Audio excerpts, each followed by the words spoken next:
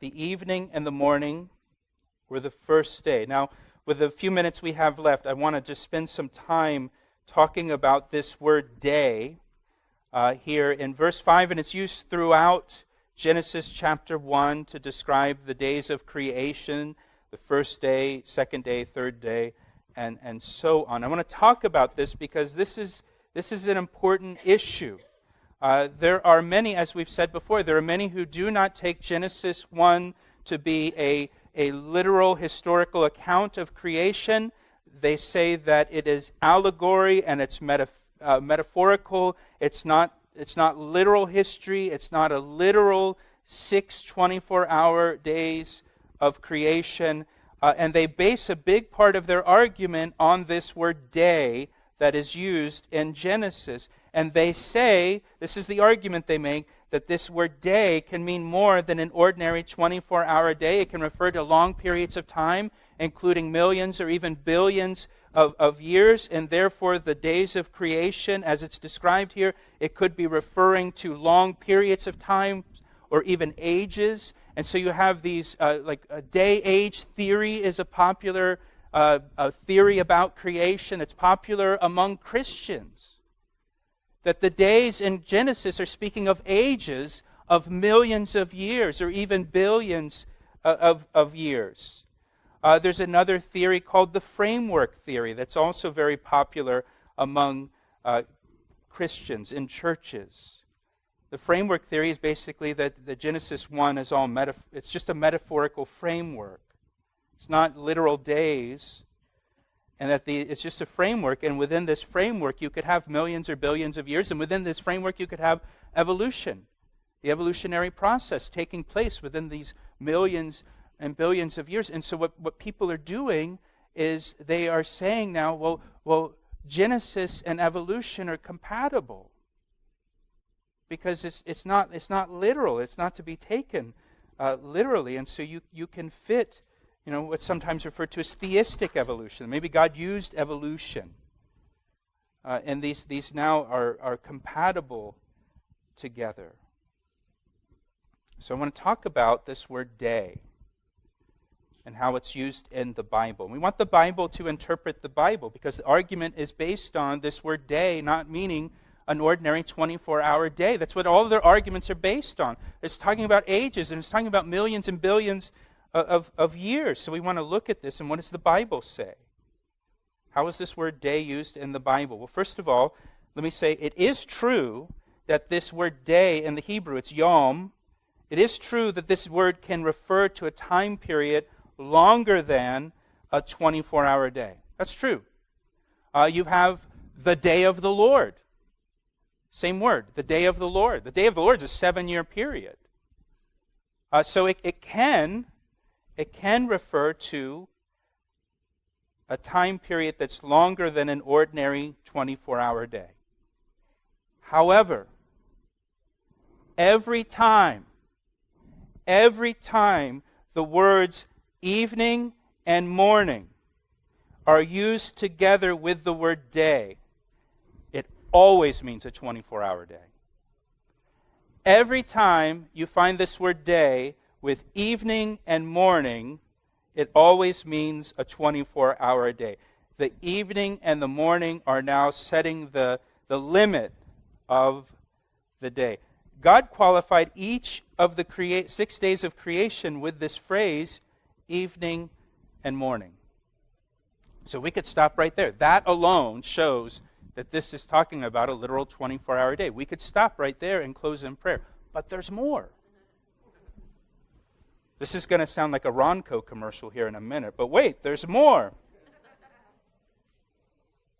God also attached a numeral to each day of creation in Genesis 1. So there's the first day of creation, the second day, the third day, fourth day, and so on.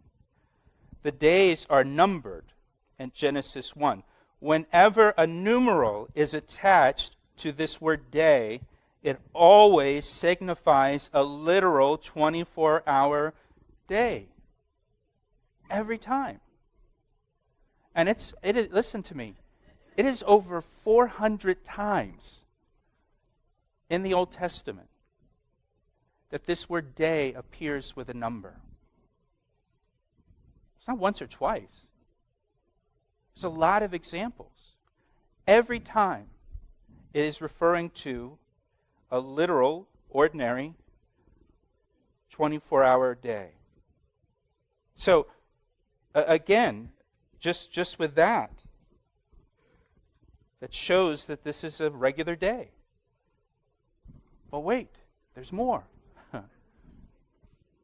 Whenever this word day, yom, is used sequentially in a series, creating a sequential order, as it does here in Genesis, where you have the first day and the second day and the third day. There's a sequence to it.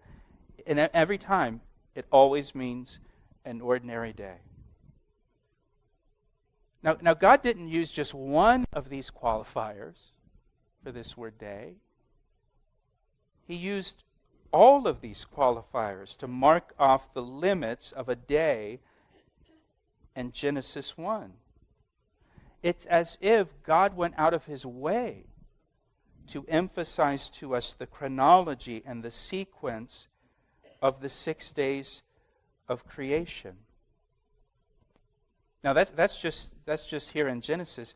In the book of Exodus, man's work week is patterned after the creation week. Exodus chapter 20, verse 8. It says, "Remember the Sabbath day to keep it holy.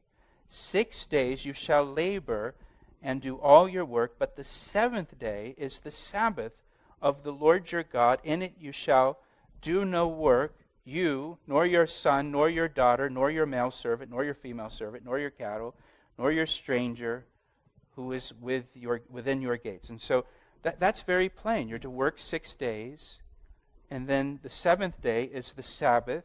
You're not to work on the seventh day. Now, where does God get this? The next verse. "For in 6 days the Lord made the heavens and the earth, the sea, and all that is in them, and rested the seventh day. Therefore the Lord blessed the Sabbath day and hallowed it."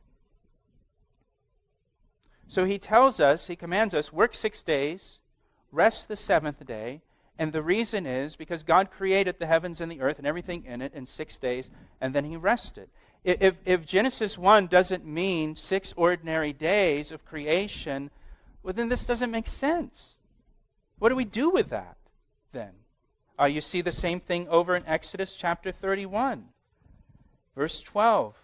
"And the Lord spoke to Moses, saying, Speak also to the children of Israel, saying, Surely my Sabbaths you shall keep, for it is a sign between me and you throughout your generations, that you may know that I am the Lord who sanctified you. You shall keep the Sabbath, therefore, for it is holy to you. Everyone who profanes it shall surely be put to death, for whoever does any work on it shall be cut off from among his people. Work shall be done for 6 days, but the seventh is the Sabbath of rest, holy to the Lord. Whoever does any work on the Sabbath day, he shall be put to death. Therefore, the children of Israel shall keep the Sabbath." It goes on to say, "It is a sign between me and the children of Israel forever, for," here's why, "in 6 days the Lord made the heavens and the earth, and on the seventh day he rested and was refreshed." Again, the command, work 6 days and then rest the seventh day. Why? Because in 6 days God created the heavens and the earth, and on the seventh day he rested. If the 6 days of creation are ages and millions of years or billions of years for each day, what do we do with our work week? What do you mean we should work 6 days then? I'm only going to live like 80 years. That's not even one day. The whole thing gets confusing. It doesn't make sense if these were not ordinary 24-hour days. Now, one final point. If God intended that the 6 days of creation represent long ages of time, he could have used a less confusing Hebrew word here. He could have used a Hebrew word that would be more fitting. There's a Hebrew word, olam, which means a very long period of time, or it can even mean forever. God didn't use that word. he used the word yom, which means a day.